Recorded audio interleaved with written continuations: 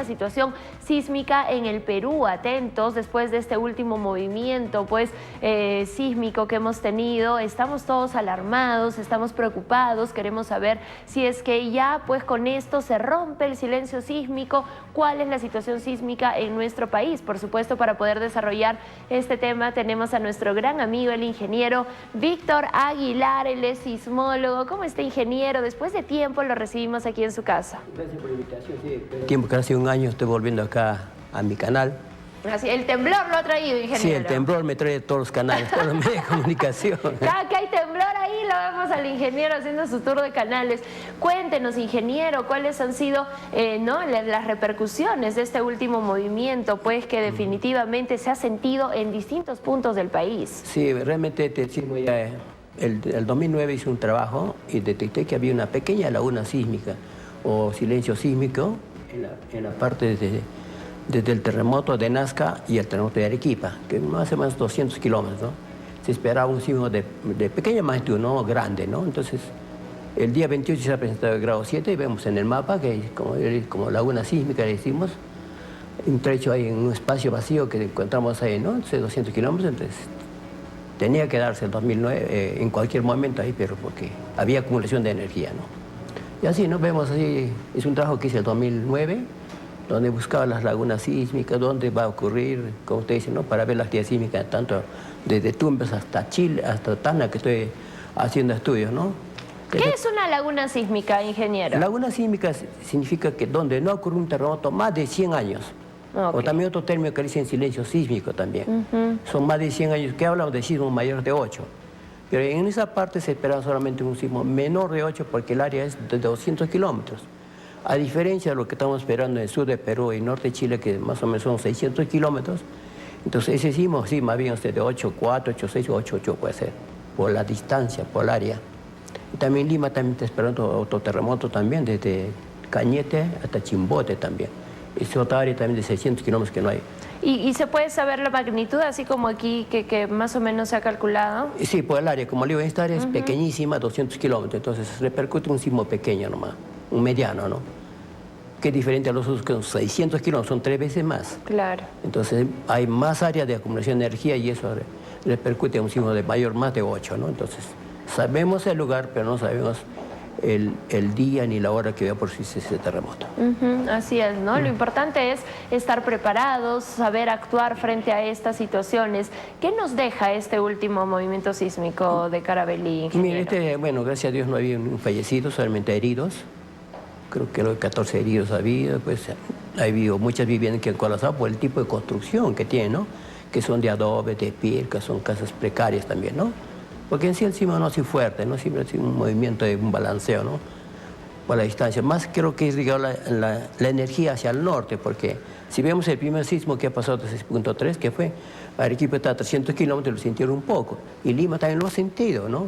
Lima está a 500 kilómetros de distancia, entonces yo, para mi parecer, es que la energía irradia ha encontrado una parte débil y lo ha disparado hacia el norte.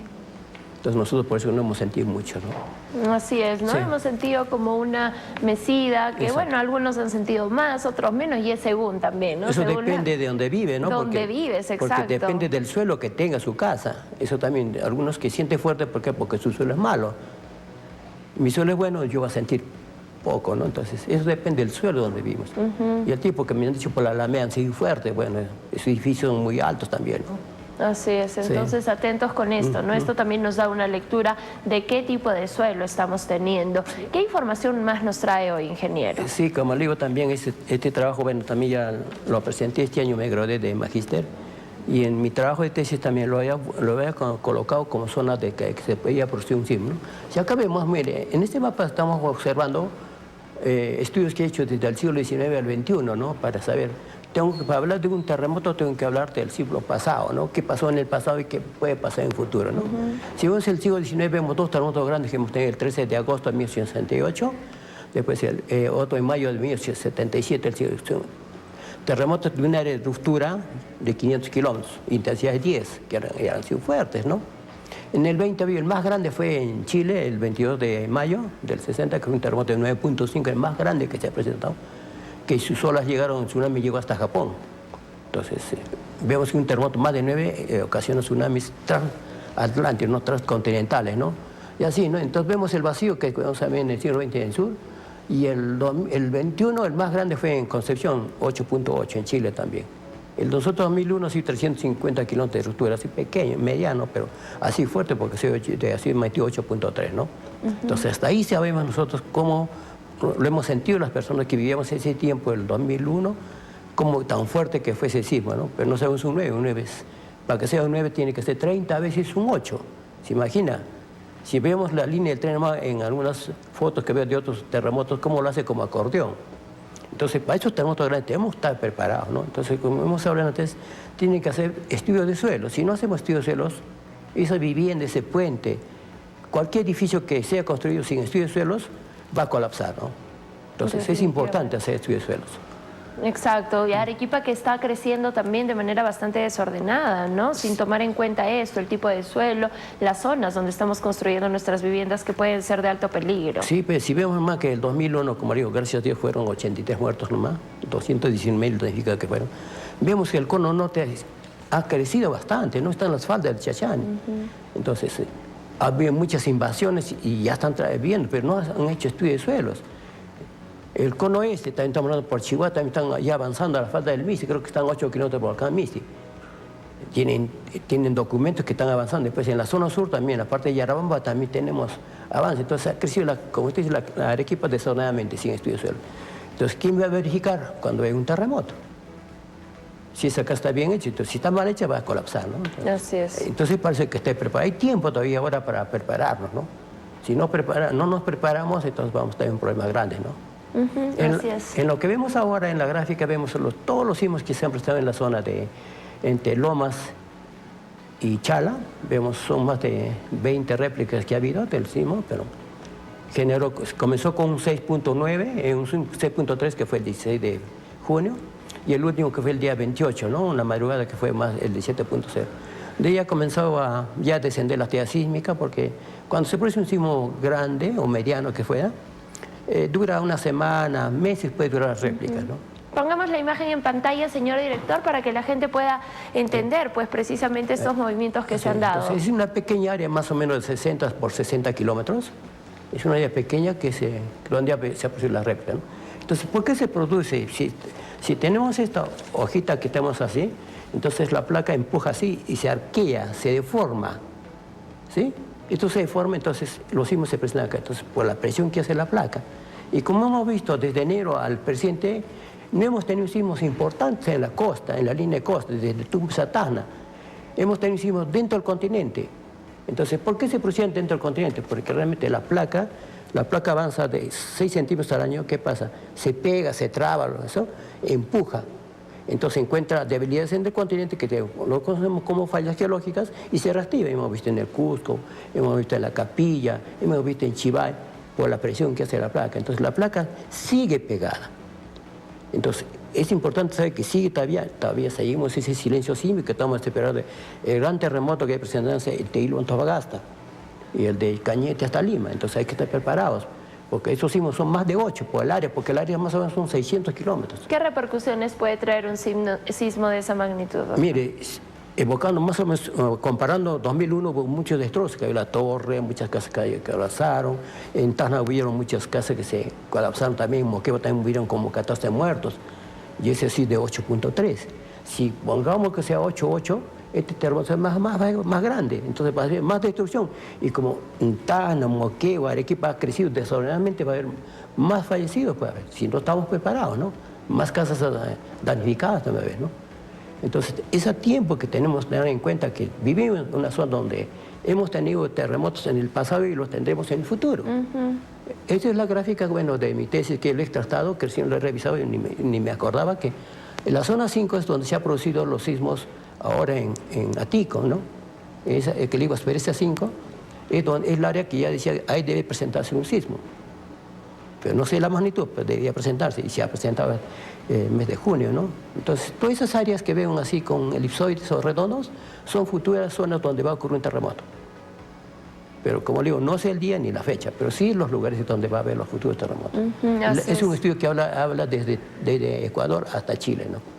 Es un datos que he analizado de más de 40, como 50 años de análisis de sismos que se han producido en toda esa área, ¿no?